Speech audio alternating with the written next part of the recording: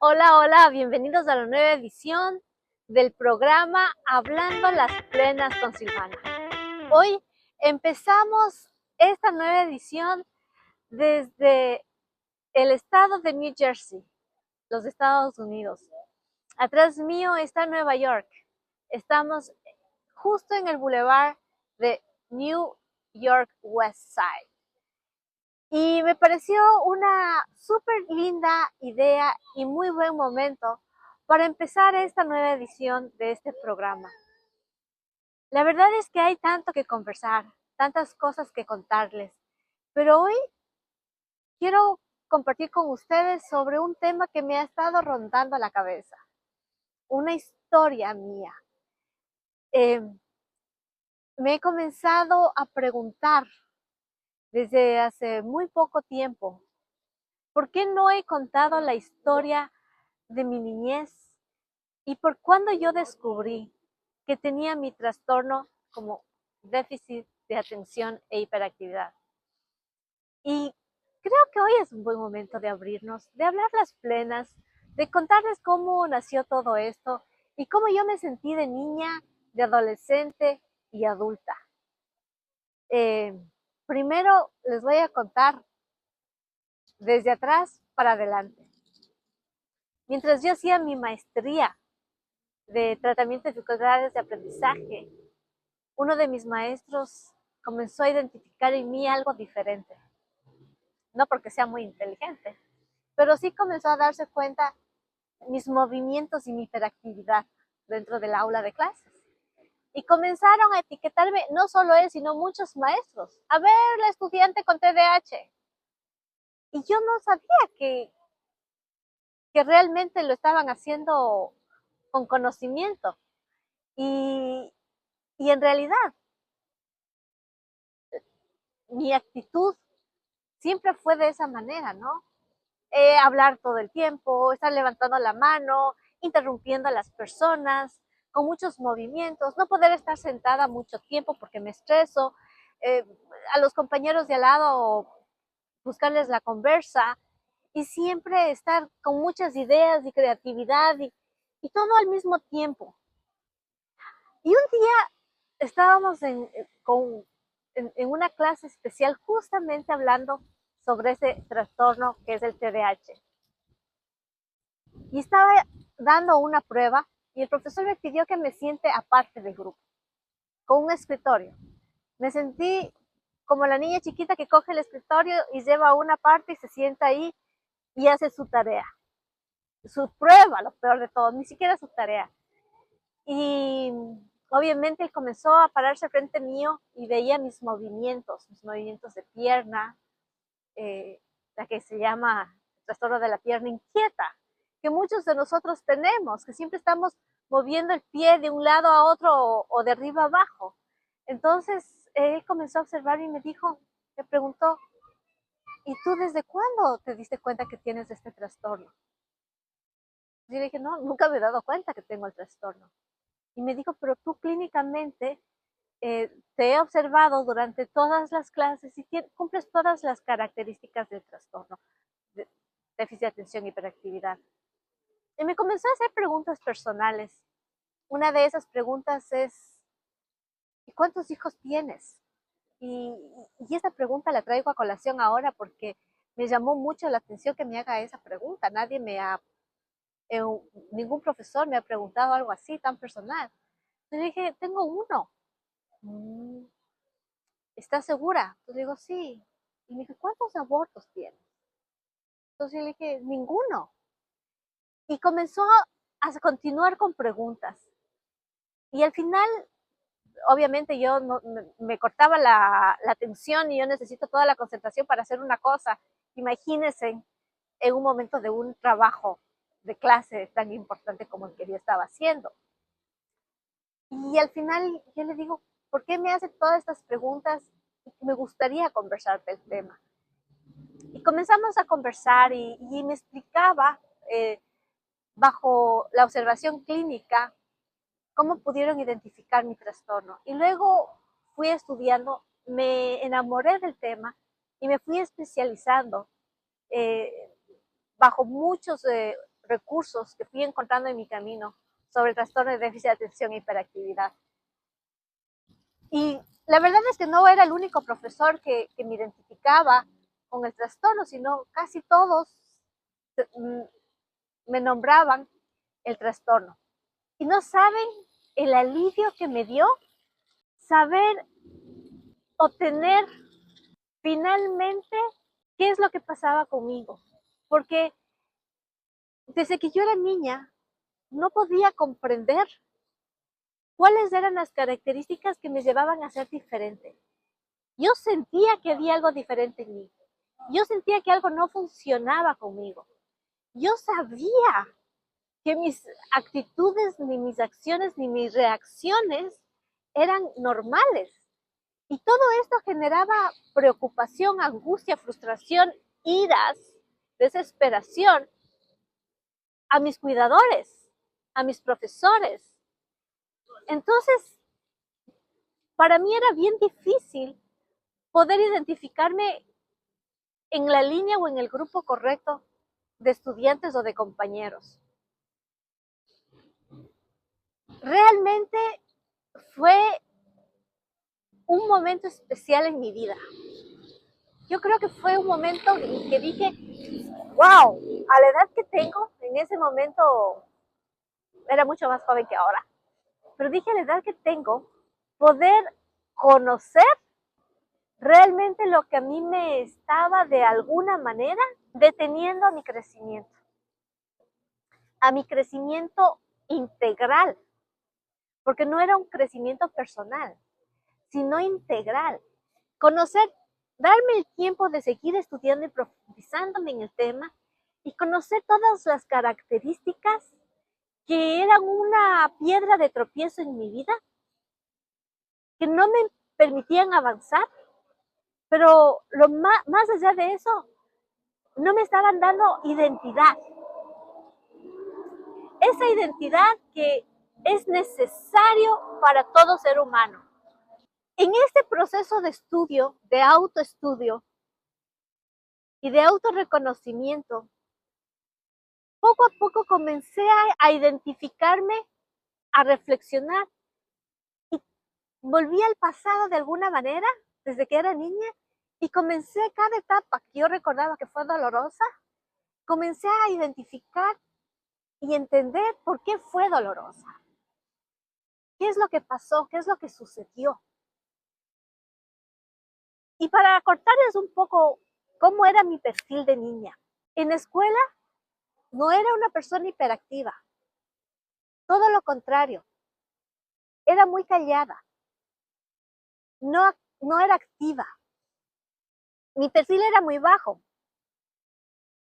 Mi autoestima evidentemente era muy baja. Pero dentro de las características del TDAH en mujeres es esa. Las mujeres con TDAH no muestran, las niñas con TDAH no muestran hiperactividad, más bien tienen un perfil bajo. Por eso es súper difícil identificar una niña con TDAH a nivel escolar. Y uno tiene como maestro y como padres de familia, que son los primeros contactos de la estudiante, tiene que identificar y tiene que estar muy atento para saber qué es lo que está pasando. Las características son diferentes entre niños y niñas. El niño, en cambio, es muy activo, se levanta, habla mucho, a veces es muy destructor, muy frustrado, se frustra muy fácilmente, impulsivo, pierde todo muchas veces, a cada rato, los útiles escolares, la mochila, los sacos, etc. Las niñas somos prácticamente lo contrario, muy calladas, perfil bajo, desatentas porque no podemos mantener la concentración y evidentemente perdemos todo a cada rato, precisamente por nuestro nivel de atención y concentración bajo. Como consecuencia, nuestros niveles o nuestros resultados académicos son súper bajos.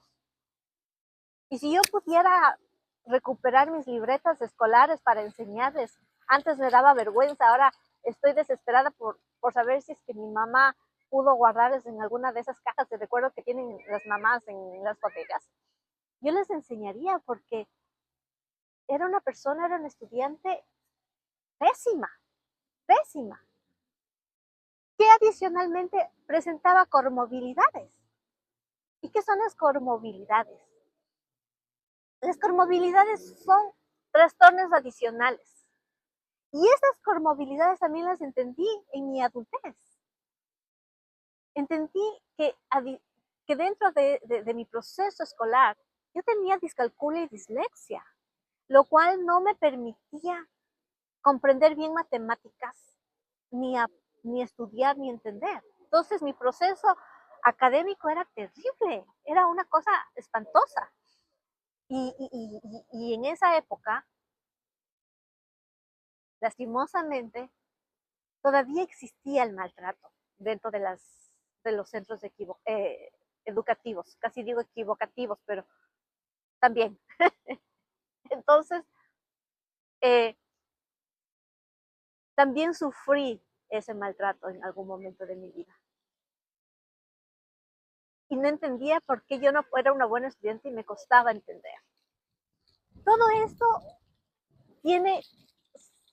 se abriga, se enrolla en una cantidad de momentos. ¿Sí? Yo recuerdo de niña, yo habría estado en un 5º grado. Mis cuidadores prácticamente eran mis hermanos mayores. Mi madre trabajaba en la tarde en su negocio y quienes se quedaban a cargo mío eran mis hermanos mayores, mucho más grandes que yo. De hecho, ya mi hermano estaba en la universidad o yendo a entrar a la universidad. Yo era todavía una niña. Y ellos tenían que lidiar literalmente con mis tareas y con mi procrastinación. Y no era una procrastinación en la que yo quería o determinaba hacerla, sino porque me costaba mucho enfrentarme a mis tareas escolares que no entendía nada. Entonces me acuerdo un día mi hermano, con tanta paciencia, porque si algo tuvieron mis hermanos conmigo fue paciencia. Estábamos haciendo matemáticas y él me decía, a ver, me explicaba. Me acuerdo clarito que era quebrados, entonces me explicaba y me enseñaba. Y hacía uno que otro ejercicio. Y entendió, y yo decía, sí, ya entendí. A ver, haga el siguiente. Y me acuerdo que el siguiente saqué el resultado, pero por chiripa, no porque realmente entendí algo, fue chiripa. Me dijo, muy bien, ya entendió, qué chévere, bravo. Ahora el siguiente. Y el siguiente ya no tuve la misma suerte que el anterior. Así que me quedé mucho tiempo pensando, pero no estaba pensando. Yo no estaba pensando en el ejercicio. Yo estaba volando, pues como no entendí hostia, yo estaba en otra fiesta, estaba con mi pensamiento en otro lugar. Y mi hermano me decía, pero piense, Silvana, piense. Y para mí era tan difícil escuchar la palabra pensar. Entonces, en vez de yo poner mi atención en el ejercicio matemático, me puse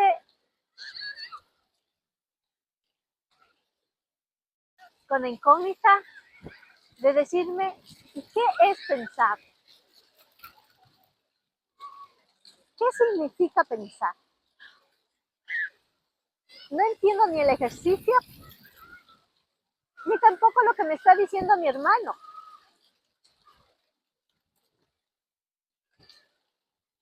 Nunca supe lo que significa pensar. Una palabra abstracta. Que para las personas con este tipo de trastorno, o ahora muy común dicho, neurodivergentes, no la podemos entender. Y me pasé más de 10 minutos tratando de decirle, me daba vergüenza de preguntarle, ¿y qué es pensar? ¿De qué se trata esto? No puedo ni lo uno ni lo otro. Hasta que mi hermano, viendo ese silencio y yo en mi mente corriendo muchas preguntas, incógnitas, ideas, se frustró, me gritó y me mandó a mi dormitorio. Y dijo, no, yo no puedo con esto. Pero esas partes de los trastornos con los niños con déficit de atención e hiperactividad o neurodivergentes. No entender palabras abstractas, instrucciones que no sean claras. Y cuando las instrucciones no son claras y que puedan ser bien direccionadas, obviamente no las podemos cumplir. Eso era lo que a mí me pasaba. Y no era una niña tonta, no era una niña diferente, no estaba enferma, como muchos pensaban. Era una persona que tenía un trastorno que nadie lo supo identificar. Pero no lo podían identificar porque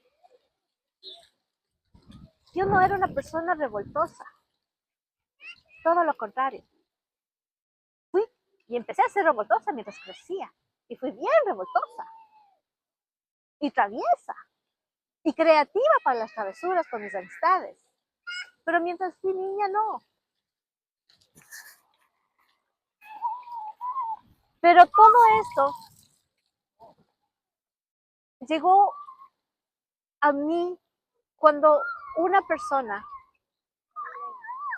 en mi edad adulta, o muchos profesores, muchas personas en mi edad adulta, comenzaron a hablar, identificaron mi trastorno. Esos son los ángeles que yo les llamo. Ángeles que pudieron estar en mi camino en el momento preciso para poder guiarme y poder darme a mí la seguridad, la estabilidad y la confianza para seguir trabajando en mí misma. ¿Qué causó esto? Un montón de cosas. Primero, que logré trabajar en mi identidad. Segundo, comencé a estudiar y profundizar y especializarme en el trastorno. Y tercero,